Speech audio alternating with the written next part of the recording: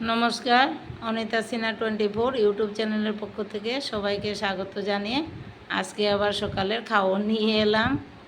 আজকে বেশি কিছু রান্না হয়নি, একটা সবজি শুধু করেছি। এই এই যে সবজি, সোয়াবিন দিয়ে একটা সবজি করেছি। আর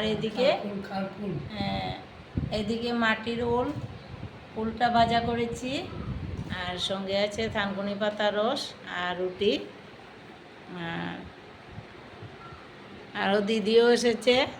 খাও দিদি, রুটি সবজি আর চা, সঙ্গে আছে থানকুনি পাতা রস।